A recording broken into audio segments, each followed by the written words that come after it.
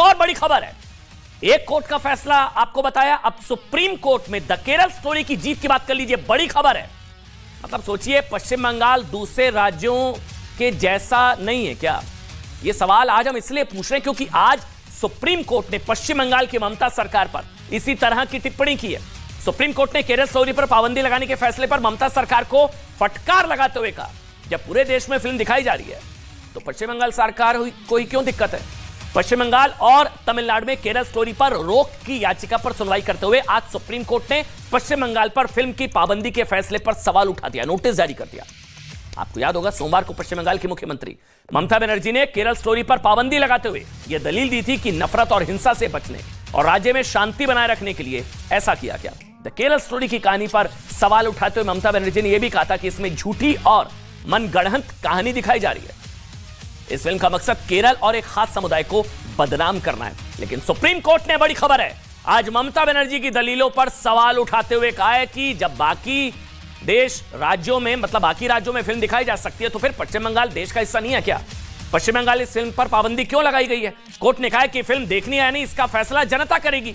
Court ने कहा कि फिल्म पर रोक लगाने का फैसला सही नहीं है। सुप्रीम कोर्ट ने पश्चिम बंगाल सरकार को नोटिस जारी किया है। इस पर अगली सुनवाई 17 मई को होगी।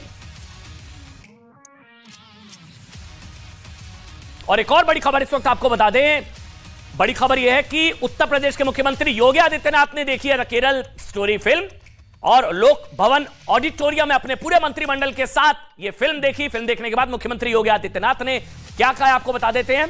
मुख्यमंत्री योगी आदित्यनाथ ने कहा कि अघोषित आतंकवाद का एजेंडा है लव जिहाद। मुख्यमंत्री योगी आदित्यनाथ ने कहा यह फिल्म लव जिहाद पर पूरे देश का, फिल्म लव जिहाद के प्रति जागरूक करती है। हमारी सरकार ने 2020 में कानून बनाया था, अब तक कुल 433 केस दर्ज हो चुके हैं। अब तक 1471 आरोपियों पर कार्रवाई हुई है। अब तक 855 लोगों की गिरफ्तारी हुई है। मुख्यमंत्री योगी आदित्यनाथ का ट्वीट। और देखिए पूरी कैबिनेट ने साथ में आज द केरल स्टोरी ये देखी है। ये वो तस्वीरें इस वक्त हम आपको दिखा रहे हैं, द केरल स्टोरी मुख्यमंत्री योगी आदित्यनाथ ने पूरी कैबिनेट के साथ देखी।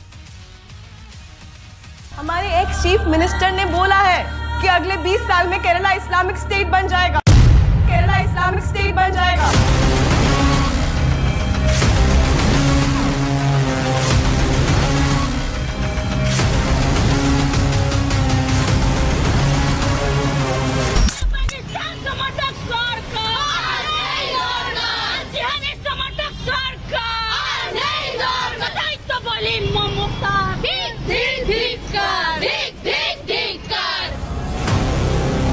लव जिहाद और आतंकवाद पर बनी केरल स्टोरी पर जमकर सियासत हो रही है।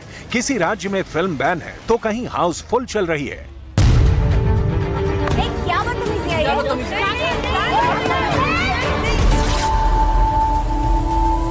हिजाब पहनी एक भी लड़की के साथ ना ही कभी रेप होता है, ना ही कभी कोई उन्हें छेड़ता है, because Allah always protects us. Film को पहले मध्य प्रदेश ने टैक्स फ्री किया, उसके बाद उत्तर प्रदेश ने भी टैक्स फ्री कर दिया। हरियाणा ने फिल्म को टैक्स फ्री करने का ऐलान किया, लेकिन इसके उलट बंगाल सरकार को फिल्म में नफरती एंगल दिख गया। इसलिए बंगाल में सिनेमा घरों में फिल्म बैन कर दी गई। बंगाल में ममता बनर्जी का तर्क है कि हिंसा और नफरत से राज्य को बचाने के लिए फिल्म पर बैन का फैसला लिया गया। लेकिन जिन राज्यों में केरल स्टोरी देखने के लिए सिनेमा घरों में भारी भीड़ उमड़ रही है, वहां अब तक तो कोई हिंसा नहीं हुई, ना ही कोई विरोध हुआ। साफ है कि जिस फिल्म पर ममता सरकार ने सियासी कैंची चलाई है, फिल्म की स्टोरी उनके एजेंडे में फिट नहीं बैठती है। इसलिए बीजेपी ने ममता के खिलाफ मोर्चा खोल दिया। बंगाल में बैन के खिलाफ बीजेपी महिला मोर्चा ने प्रदर्शन किया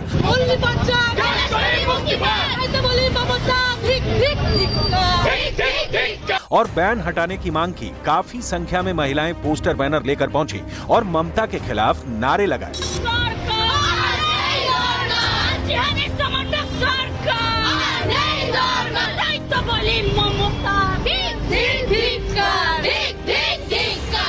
बीजेपी का आरोप है कि ममता बनर्जी अपने तुष्टीकरण के एजेंडे की वजह से फिल्म को बंगाल से दूर रखना चाहती है।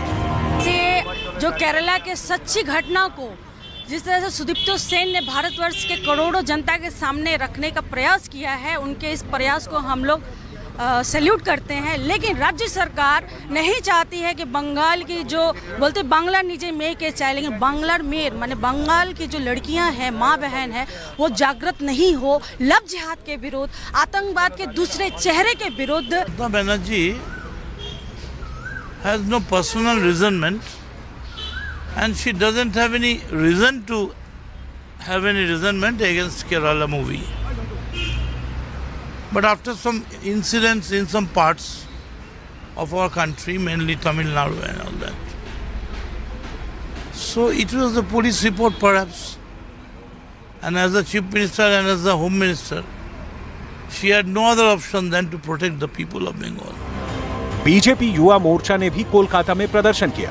ममता बनर्जी ये संदेश देना चाहती हैं द केरला स्टोरी को बैंड करके कि मुसलमान आतंकवादी है, मुसलमान टेररिस्ट है, कि मुसलमान टेररिस्ट नहीं, आतंकवादी नहीं है, ये ममता बनर्जी दिखाना चाहती। प्रदर्शन में मुस्लिम समाज के लोग भी शामिल थे। उन्होंने फिल्म से बैन हटाने की मांग की। क्या सच्चाई है? सबसे ज्यादा यही कहा जा रहा है कि मुस्लिम्स को दिक्कत है इस फिल्म से, जिसकी वजह से यहाँ बैन की गई है। नहीं, जो सच्चाई हिंदू या मुस्लिम किसी का बहन का बारे में कुछ खड़म नहीं होना चाहिए। सबका बेटी सबका बहन एक है ना? वो हिंदुस्तान हमारा एक है। ये ममता सरकार ये अलग करना चाहता है, वोट का राजनीति नहीं चलेगा, है ना? आपने फिल्म देखी, केरल स्टोरी फिल्म देखी? नहीं, इधर तो बैन कर दिया है ना, इसलिए हम लोग बोल रहे हैं क्यों निषिद्ध किया है। खोल दो, सबको देखना अधिकार है, हिंदू मुस्लिम सब महिला को देखना अधिकार है। इसको हटा ले और पश्चिम बंगाल की जनता को इस मूवी को देखने दे, और देखने के बाद जो उसमें सीख मिलेगा उसको लेने दे, ताकि फ्यूचर में। आप सोचिए, कोर्ट पूछ रहा है कि भाई क्या बंगाल देश का हिस्सा है ना? तो जब देश में दिखाई जा सकती है केरल स्टोरी, तो बंगाल में क्यों नहीं? बंगाल में केरल स्टोरी पर बैन। सोचिए, द केरल स्टोरी पर बवाल के बीच ना, इसलिए आज हम आपके लिए द बंगाल स्टोरी का वर्ल्ड प्रीमियर लेकर आए हैं। बहुत ध्यान से देखिएगा यह खबर। बंगाल में केरल स्टोरी बैन है। बंगाल के लोग केरल स्टोरी पता नहीं देख पाएंगे, नहीं देख पाएंगे, लेकिन बंगाल स्टोरी तो देख सकते हैं ना। ये बंगाल स्टोरी का वर्ल्ड प्रीमियर खास तौर से उन लोगों के लिए है जो द केरल स्टोरी को प्रोपेगेंडा फिल्म बता रहे हैं, जो बंगाल में द केरल स्टोरी पर बैन के साथ है। उन्हें बंगाल से आई द केरल स्टोरी जैसी या उससे भी ज्यादा खौफनाक कहानी जो बंगाल से आई है जरूर देखनी चाहिए। जो कह रहे हैं ना कि यह फिल्म तो देश में नफरत फैलाने की साजिश है, ऐसे लोगों की आंखें खोलने के लिए हम 100% सच्ची घटना पर आधारित द ओरिजिनल बंगाल स्टोरी लेकर आए हैं आज आपके लिए। यह स्टोरी बंगाल की बेटी प्रज्ञा देवनाथ की कहानी है, जिसे कट्टरपंथियों ने ब्रेन वॉश करने के बाद आयशा जन्नत बना दिया। यह बंगाल से खबर, केरल से नहीं है, ध्यान दीजिएगा, बंगाल स्टोरी है ये। ममता बनर्जी द केरल स्टोरी को तो मनगढ़ंत बताकर बैन लगा चुकी हैं, लेकिन क्या दीदी और उनकी पार्टी प्रज्ञा को आयशा बनाने के सच को मनगढ़ंत बता सकती हैं? दीदी ने केरल स्टोरी पर कहा था कि यह समाज में नफरत फैलाने वाली फिल्म है, लेकिन ममता बनर्जी के बंगाल में प्रज्ञा देवनाथ के सच को क्या यह कहकर दबा देना चाहिए कि यह धर्म के आधार पर लोगों को बांटने की कोशिश है? क्या प्रज्ञा देवनाथ को इंसाफ मिल पाएगा? हो सकता है, आप सोचिए, हो सकता है कि कल केरल की निमिषा की तरह बंगाल की प्रज्ञा पर कोई फिल्म बन जाए। तो बंगाल स्टोरी हो सकता है केरल स्टोरी के सच को झूठ साबित करने के लिए के काम पर लगे कुछ यूट्यूबर वो भी आ जाए और ये साबित करने में लग जाए कि ये तो है ही नहीं, फिल्म के जरिए समाज में झूठ और नफरत परोसी जा रही है। लेकिन ये सच्ची कहानी हम आपको बता रहे हैं। सच को झूठ बताने वाले ऐसे लोगों की वजह से आज तक बंगाल की प्रज्ञा देवनाथ का सच दबा रहा था। इस वक्त आपकी टीवी स्क्रीन पर उसी प्रज्ञा देवनाथ की तस्वीर है जो 9th स्टैंडर्ड में, बहुत ध्यान से सुनिएगा, जो 9th क्लास में अपनी मुस्लिम सहेली के संपर्क में आने के बाद मुस्लिम बन गई। प्रज्ञा देवनाथ आयशा जन्नत बन गई। प्रज्ञा का ऐसा मजहबी ब्रेन वॉश किया गया कि अब वो बांग्लादेश के प्रतिबंधित कट्टरपंथी आतंकवादी संगठन जमात उल मुजाहिदीन की महिला विंग की सरगना बन चुकी हैं। प्रज्ञा देवनाथ आयशा जन्नत आतंकवादी संगठन की महिला विंग की अध्यक्ष। अब ये केरल स्टोरी नहीं है, बंगाल की कहानी है दीदी। ये भी झूठ है क्या? तो सच्ची है। प्रज्ञा की पूरी कहानी सुनाने से पहले ना आपको प्रतिबंधित आतंकवादी संगठन जमातुल मुजाहिदीन के बारे में जान लेना चाहिए। कौन सा आतंकवादी संगठन है जिसके लिए प्रज्ञा काम करती है या आयशा जन्नत काम करती है, और जिस संगठन ने एक हिंदू बेटी को ही हिंदुओं से नफरत करने वाला खतरनाक आतंकवादी बना दिया। जानते क्या है, 1 जुलाई 2016 को ना जेबीएम के इन आतंकवादियों ने ढाका के हार्ले आर्टिसन कैफे पर हमला किया था। याद होगा आपको, बहुत फेमस अटैक था, बहुत खतरनाक अटैक था ये। कैफे में इन आतंकवादियों ने पहले अल्लाह अकबर के नारे लगाए, फिर कैफे में मौजूद लोगों को कुरान की आयतें पढ़ने के लिए कहा। ऐसा करने के पीछे आतंकवादियों का मकसद यह जानना था कि कैफे में उपस्थित लोगों में मुसलमान कौन है और कौन गैर मुसलमान है। जो लोग कुरान की आयतें नहीं पढ़ पाए उनकी गला काटकर हत्या कर दी इस आतंकवादी संगठन ने, जिसकी महिला विंग की अध्यक्ष अब हिंदू बेटी को जो लव जिहाद में फंसाकर आतंकी बनाया गया बांग्लादेश में, आयशा जन्नत, प्रज्ञा देवनाथ, मतलब आयतें पढ़ा कर मारा गया था। जेबीएम के आतंकवादियों ने जब कैफे में 22 लोगों का कुरान की आयतें पूछ कर गला काटा, उस वक्त प्रज्ञा देवनाथ उर्फ आयशा इस आतंकवादी संगठन के लिए काम कर रही थी।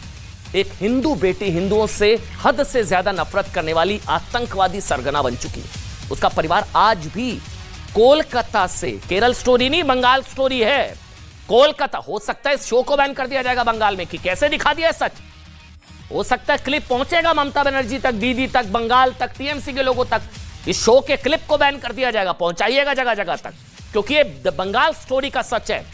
परिवार आज भी कोलकाता से सिर्फ 47 किलोमीटर दूर हुगली में रहता है। हमने आयशा बन चुकी प्रज्ञा देवनाथ के परिवार को, खास तौर से उन लोगों के लिए ढूंढ निकाला ना जो कहते हैं कि फोर्स्ड कन्वर्शन तो होता ही नहीं है, लव जिहाद तो है ही नहीं, हिंदू बेटियों के खिलाफ कोई साजिश हो ही नहीं रही है, डिनायल मोड में जो लोग रहते हैं। केरल स्टोरी तो मनगढ़ंत और झूठी है उन लोगों के हिसाब से। आज ऐसे लोगों को, खास तौर से प्रज्ञा की मां की बातें बहुत ध्यान से सुननी चाहिए। থেকে তো খুব চাপেই রয়েছি, কি করে আর ভালো থাকবো বলুন। একটা এতদিন পর আমাদের যে একটা কোনো কিছু যে সুযোগ পাবো এগুলো তো আমরা জানতামই না, আমরা কিছুই জানতাম না। হ্যাঁ, এখন জানা গেছে, জানা গেলেও ধরুন আমরা তো আর একটা কি কে কোন ধর্ম নিয়ে থাকবে, হ্যাঁ ছেলে মেয়ে বড় হলে এটা তার ব্যক্তিগত ব্যাপার আছে, কিন্তু জীবনে ফিরে আসতে পারবে এটা ছাড়া তো আর কিছু চাওয়ার নেই আমাদের, আর আমাদের হাতেও কিছু নেই। अब दीदी कह दें ये भी झूठ है, कह दें ये काल्पनिक है, मनगढ़ंत है, हुआ ही नहीं, प्रज्ञा कभी थी नहीं, ये तो थी आयशा जन्नत, ये तो है ही नहीं, कुछ कहानी पर कह दिया जाएगा, फेक स्टोरी है, बता दिया जाएगा भाई इसको भी बैन कर दीजिए भाई। प्रज्ञा उर्फ आयशा को 2020 में बांग्लादेश की पुलिस ने काउंटर टेररिज्म एक्शन में गिरफ्तार भी किया था। फैक्ट्स के साथ बात कर रहे हैं। आतंकवादी संगठन जेबीएम ने आयशा को हिंदू लड़कियों को इस्लाम में धर्मांतरण कराने का टास्क दिया। इसके लिए पश्चिम बंगाल में जेबीएम के स्लीपर सेल भी आयशा की मदद करते थे। मीडिया रिपोर्ट्स के मुताबिक संस्कृत पढ़ने वाली आयशा, प्रज्ञा जो है आयशा बनने के बाद मदरसों में पढ़ने लगी। ये सब कुछ हो रहा है। जिन अधिकारियों ने प्रज्ञा उर्फ आयशा से पूछताछ की, उनका दावा है कि कन्वर्ट हो चुकी प्रज्ञा का ऐसा ब्रेन वॉश किया गया कि वो अपने पुराने धर्म यानी कि हिंदू धर्म से बेहद नफरत करने लगी और पश्चिम बंगाल में अपने हिंदू परिवार से भी मिलना नहीं चाहती थी। हिंदू बेटियों के साथ सोचिए क्या साजिश है, फिर भी बैन। अब एक सवाल यह भी उठता है कि केरला स्टोरी का विरोध क्या इसलिए भी हो रहा है ताकि बंगाल स्टोरी ना बन जाए कहीं, क्योंकि बंगाल स्टोरी अगर बन गई, आयशा पर जन्नत या प्रज्ञा पर कुछ बन गई, तो यह पता लग जाएगा कि प्रज्ञा को आयशा बनाने वाली साजिश क्या थी क्या नहीं थी। वैसे 2021 में अमेरिकी विदेश मंत्रालय ने एक रिपोर्ट जारी की थी, सुनिएगा, जिसमें दावा किया गया था कि इस्लामिक स्टेट और अलकायदा जैसे आतंकवादी संगठनों में 66 भारतीय मूल के आतंकवादी हैं जो वापस अपने देश नहीं लौटे हैं। रिपोर्ट में कहा गया कि भारत की एजेंसी एनआईए ने आतंकवाद से जुड़े 160 लोगों को गिरफ्तार किया, जिसमें सितंबर 2020 के महीने में गिरफ्तार किए गए 10 अलकायदा के टेररिस्ट भी थे जो पश्चिम बंगाल और केरल से थे। तो बंगाल में केरल स्टोरी बैन हो सकती है, लेकिन बंगाल स्टोरी का क्या करिएगा दीदी, थोड़ा सा